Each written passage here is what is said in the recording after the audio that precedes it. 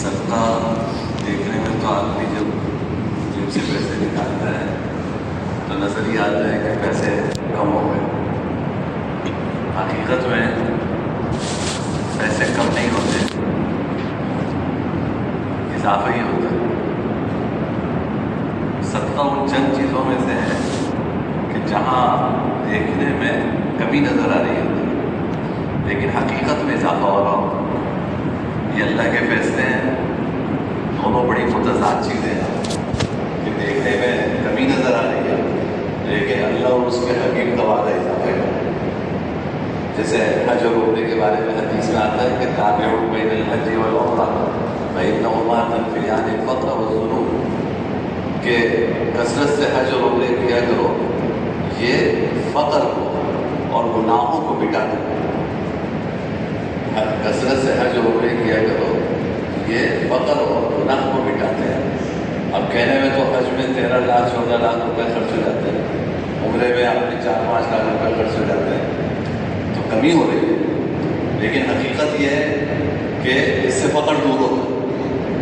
یعنی پیسے خرچ کر کے انسان فقیر بنتا ہے لیکن اس کی خاصیت یہ ہے کہ اس سے فقر دور ہوتا ہے. اسی طرح ایک خصوصیت نکاح کی بھی قرآن کریم میں فرمایا وَأَنكِحُوا الْأَيَامَ مِنكُمْ وَالصَّالِحِينَ مِنْ عِبَادِكُمْ وَإِمَائِكُمْ إِنْ يَكُونُوا فُقَرَاءَ يُغْنِهِمُ اللَّهُ مِنْ فَضْلِهِ، کہ جو تم میں سے بے نکاح ہوں ان کے نکاح کرا دیا کرو، اور جو تمہارے غلام اور باندیوں میں سے نکاح کے قابل ہو ان کا نکاح کرا دیا کرو.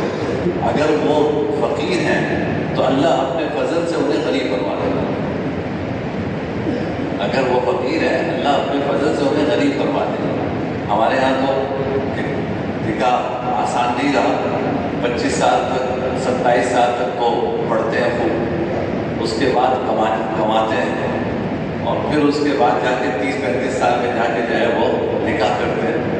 حالانکہ وقت پہ نکاح ہو تو اس سے فقر دور ہوتا ہے. ایک حدیث میں آتا ہے کہ ایک صحابی آئے حضور اکرم صلی اللہ علیہ وسلم کی خدمت میں اور عرض کیا کہ فقر کچھ فاتح کی شکایت کی. آپ نے فرمایا نکاح کر. فاتح کی شکایت کی، آپ نے فرمایا نکاح کر.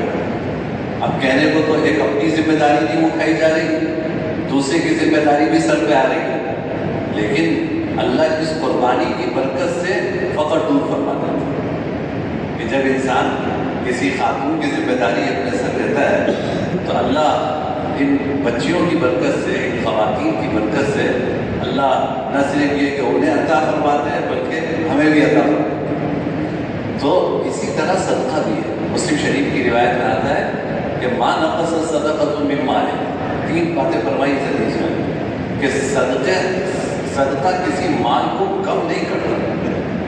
جب انسان صدقہ کرتا ہے تو مال کم نہیں ہوتا. ملا علی قاری رحمۃ اللہ علیہ نے مشکات کی شرح میں لکھا کہ کیسے کم نہیں ہوتا.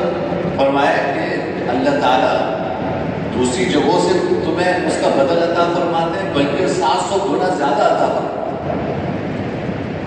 700 گنا زیادہ عطا فرماتے ہیں. تیسرے بارے میں فرمایا مثل الذین ينفقون اموالهم فی سبیل اللہ کمثل حبۃ انبتت 7 سنابل فی کل سنبلۃ 100 حبۃ، کہ جب انسان اللہ کے راستے میں خرچ کرتا ہے تو اس کی مثال ہے کہ ایک دانہ ہے، آپ نے زمین میں لگایا، اس سے 7 بالیاں نکلی، ہر بالی میں 100 دانے، تو گویا کہ ایک دانے سے 700 دانے نکلے. واللہ یضاعف لمن یشاء، 700 تو نہیں، اللہ جس کو چاہے اس سے اور دگنا کر کے عطا فرماتا ہے. تو اللہ دنیا ہی میں عطا فرماتے ہیں. آپ جتنا 1 روپیہ خرچ کرتے ہیں اللہ 700 آپ کو دوسری جگہوں سے عطا فرماتا ہے. اور دوسری بات انہوں نے فرمائی کہ کبھی یہ ہوتا ہے کہ آپ کے پیسے کہیں خرچ ہونے ہوتے ہیں، اللہ وہ خرچ ہونے سے بچا لیتا ہے.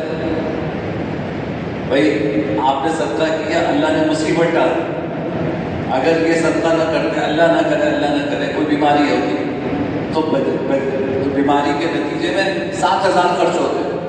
1,000 صدقہ کیا اللہ نے 7,000 بچائے. 100 روپے صدقہ کیا اللہ نے 7,000 بچائے. تو دوسری جگہوں سے جو مصیبت آتی ہے اللہ اس کو ٹال دیتا ہے. تو یہ ساری شکلیں ہوتی ہیں کہ جس کے نتیجے میں جب انسان صدقہ کرتا ہے تو مال میں کمی نہیں ہوتی، اللہ اس مال میں اضافہ فرماتا ہے۔ اور دوسرا جملہ مسلم کی اس روایت نے فرمایا کہ ما زاد العفو الا عز، انسان جب قدرت، انتقام پر قدرت ہو، بدلہ لینے پر قدرت ہو، اس کے باوجود کسی کو معاف کر دے تو اللہ اس کی عزت میں اور اضافہ کرتا ہے۔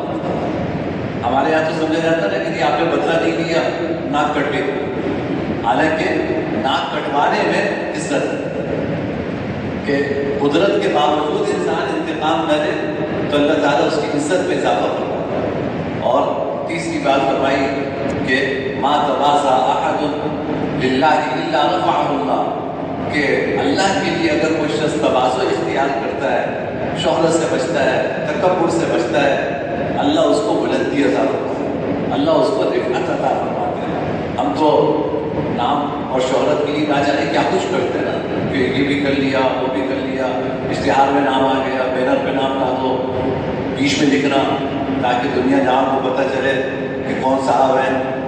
حالانکہ بس پردہ رہ کے کام کرتے تو اللہ اس سے زیادہ بلندی عطا کرتا ہے، اللہ اس سے زیادہ اچھی شہرت عطا کرتا ہے۔ تو بھائی صدقہ جو ہے، کہنے کو انسان مال خرچ کرتا ہے اور اس کے پاس سے مال جاتا ہے، لیکن حقیقت میں مال جاتا نہیں، یہ مال اور برکتیں لے کر آتا ہے۔ تجربہ کر کے دیکھیے اور اپنا معمول بنائیے صدقے کا۔ اللہ تعالیٰ ہم سب کو اس کے فوائد عطا فرمائے۔ آخر دعوانا الحمدللہ رب العالمین، والصلاة والسلام علی سید الانبیاء والمرسلین، اللہم لک الحمد کما ينبغي لجلال وجهك وعظيم سلطانك، لا اله الا اللہ وحدہ لا شریک لہ، احد الصمد لم یلد ولم یولد ولم یکن له کفوا احد، رب اغفر وارحم وانت خیر الراحمین، صلی اللہ تعالی علی خیر خلقہ محمد وعلى آلہ وصحبہ اجمعین، آمین۔